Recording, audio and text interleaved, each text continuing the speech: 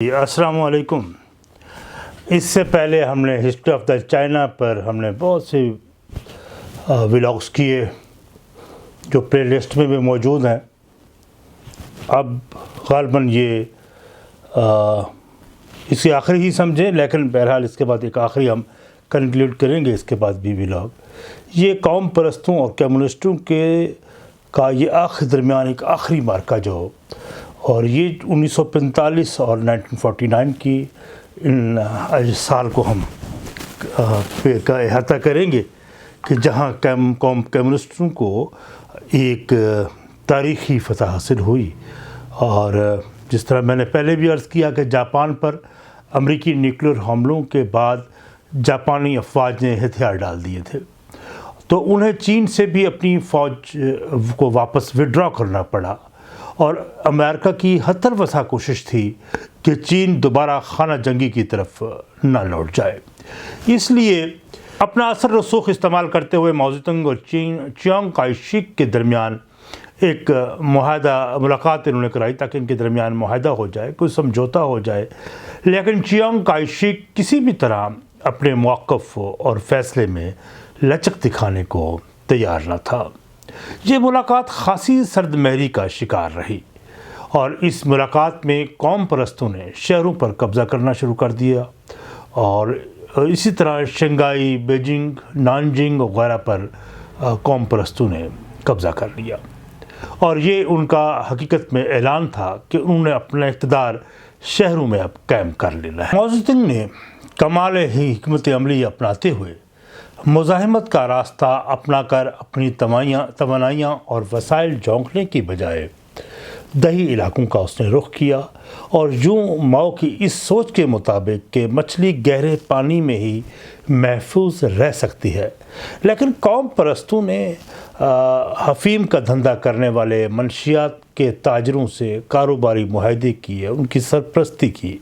حتیٰ کہ اخلاق اور اقتدار کی دھجیاں بکھیرتے ہوئے جسم فروشی کے اڈے اپنی نگرانی میں قائم کر لیے۔ انہوں نے ان مکانوں اور جائیدادوں پر بھی قبضہ کر لیا جو جاپان کے قبضے میں تھی، جو ان کے زیر استعمال تھیں، اور جب جاپانی وہاں سے گئے تو ان کے انخلاء کے بعد وہ جگہیں خالی ہوئیں، جائیدادیں خالی ہوئیں، تو ان پہ بھی قبضہ کر لیا۔ انہوں نے عوام کی جائیدادوں پر ناجائز بھی قبضہ کرنا شروع کر دیا،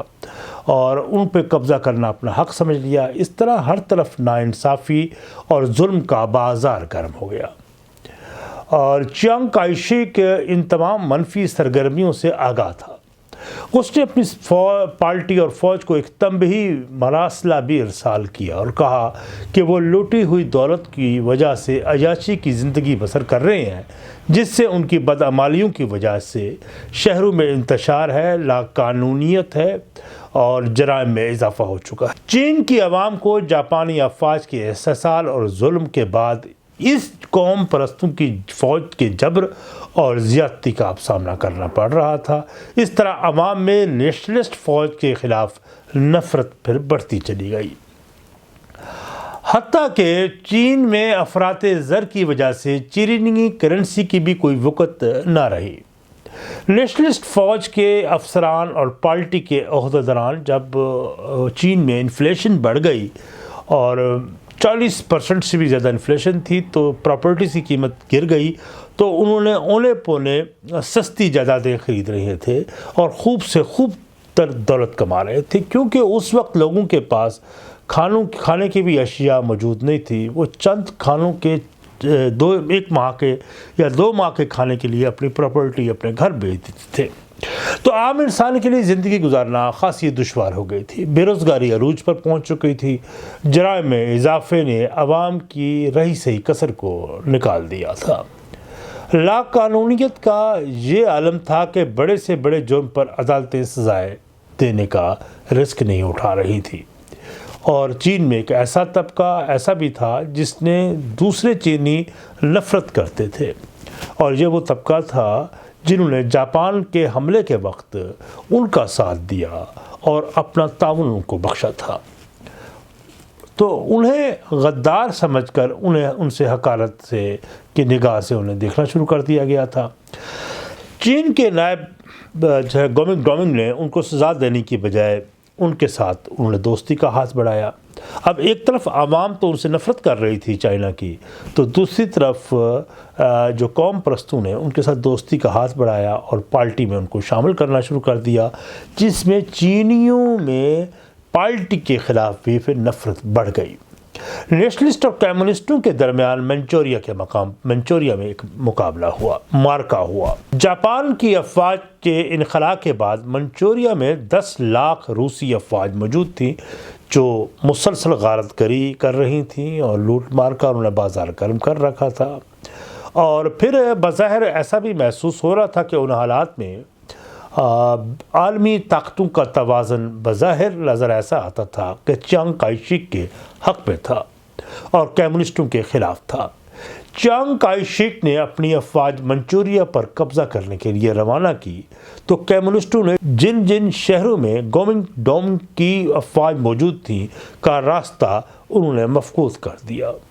تو ترسیل بھی بند ہو گئی اور وہ شہروں میں محصور ہو کے رہ گئے۔ اور کمیونسٹوں کی اس کامیاب حکمت عملی سے زچ ہو کر چیانگ کائی شیک نے کمیونسٹوں کو نیست و نابود کرنے کے لیے آخری جنگ لڑنے کا فیصلہ کر لیا اور اپنے ایک جنرل کو حکم دیا کہ وہ کمیونسٹوں کے ہیڈ کوارٹر پر حملہ کر کے ان تمام کا خاتمہ کر دے۔ لیکن اس جنرل کے خفیہ رابطے پہلے ہی سے ماؤ کے ساتھ تھے۔ اس نے ماؤ کو ایک خفیہ پیغام بھجوایا۔ جب گومنگ ڈونگ کی افواج جیسے ہی ہیڈ کوارٹر پہنچی کمیونسٹوں کے، تو وہاں کوئی ہیڈ کوارٹر خالی تھا اور کمیونسٹ وہاں چپکے سے پہلے سے ہی نکل گئے تھے۔ اور اس پر ایک ماؤ زedong نے ایک تاریخی جملہ کہا تھا کہ ہم نے یونان انہیں دے دیا اور انہوں نے چین ہمارے حوالے کر دیا۔ چیانگ کائی شیک کی تمام کاوشیں ناکامی پر منتج ہو رہی تھیں اور اس کی افواج کے حوصلے پست ہو رہے تھے، جس کا فائدہ کمیونسٹوں نے یوں اٹھایا کہ ان کی افواج پر شہروں پہ حملے کرنے شروع کر دیے، اور ڈوئنگ کی افواج مایوس ہو کر اس میں راہ فرار اختیار کر رہی تھی۔ اس موقع پر چیانگ کائی شیک نے حکم دیا کہ اسلحے کے ذخیروں کو آگ لگا دیا جائے تاکہ کمیونسٹوں کے ہاتھ وہ اسلحہ نہ لگ سکے۔ یہ حملے 1948 سے 1949 تک جاری رہے۔ چیانگ کائی شیک حالات سے اس قدر شکستہ دل ہوا کہ اس نے مستعفی ہونے کا فیصلہ کر دیا، لیکن جہاں یہ سوال پیدا ہو رہا تھا اس کے لیے کہ اس کا جانشین کون ہوگا، کون اس کی اہلیت کا حامل ہوگا جو ان پرآشوب دور میں، خاص طور پر جب کمیونسٹ بہت طاقتور ہو چکے تھے، ان کا مقابلہ کر سکے۔ پھر پیپلز آرمی نے مرحلہ وار شہروں پر قبضہ کرنا شروع کر دیا، جن میں سب سے پہلے شنگھائی پر قبضہ کیا، نانجنگ اور بیجنگ وغیرہ پر قبضہ کر لیا۔ جہاں انہوں نے قبضہ کیا تو حیرت انگیز طور پر ان کی پالیسیز کیونکہ بڑے واضح تھیں اور ایک اصولوں پر مبنی تھیں، تو وہاں انتشار کا خاتمہ کیا، بدعنوانی کا، کرپشن کا خاتمہ کیا اور امن و امان کو قائم کیا، تو لوگوں نے بھی سکھ کا سانس لیا۔ تو گومنگ ڈونگ کی افواج کو ہر مقام پر شکست ہونا شروع ہو گئی اور انہوں نے تائیوان کے ایک جزیرے کے مین لینڈ سے 90 کلومیٹر جو دور تھا اس میں انہوں نے پناہ لے لی۔ اب ماؤ جیسے ہی بیجنگ میں ایک فاتح کی طرح نہیں بلکہ ایک عظیم ریفارمر کی طرح وہ داخل ہوا، تو اس کے ساتھ عقیدت میں، محبتوں میں ایک عوام کا جمع غفیر تھا، بہت بڑا ایک مجمع تھا۔ تو اور وہ ہم ان کے ساتھ ہوا تو یہ عوام کا ٹھاٹھے مارتا ہوا سمندر سے دیکھ کر تو ساتھ کھڑے ہوئے چوئن لائی کو اس نے کہا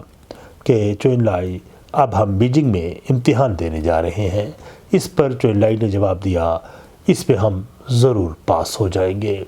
اور لوگوں نے خود ہی چوکوں اور سڑکوں پر چیانگ کائی شیک کی تصاویر کو اتارنا شروع کر دیا اور ماؤ کی تصاویر آویزاں کرنا شروع کر دی، اور چینی بادشاہ کی رہائش کا جس کو فاربڈن سٹی کہتے ہیں، شہر ممنوعہ میں ماؤ کی تصاویر لگا دی گئیں، اور اسی مقام پر ماؤ زedong نے پلیٹ فارم پر کھڑے ہو کر people's republic of the China کا اعلان کر دیا اور کہا یہ چین کا انقلاب تھا جس نے نہ صرف چین کی تاریخ کو بدل ڈالا بلکہ دنیا بھر کے مظلوم اقوام کو حوصلہ بخش دیا۔